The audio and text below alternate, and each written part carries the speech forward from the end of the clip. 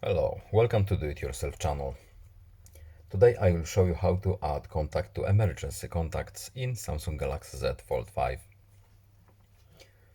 To add emergency contact, we will go to settings. Now we're looking for safety and emergency.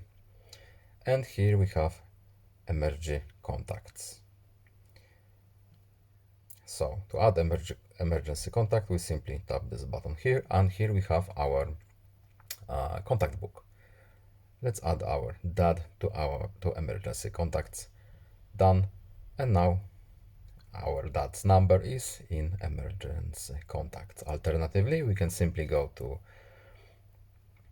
our phone book directly, select contact, go to edit function, and here under the groups menu we have emergency contact.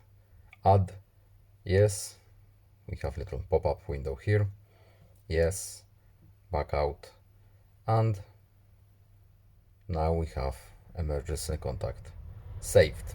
That's all. I hope this video was helpful to you. Please leave a like and subscribe. Have a nice day and see you in the next video. Goodbye.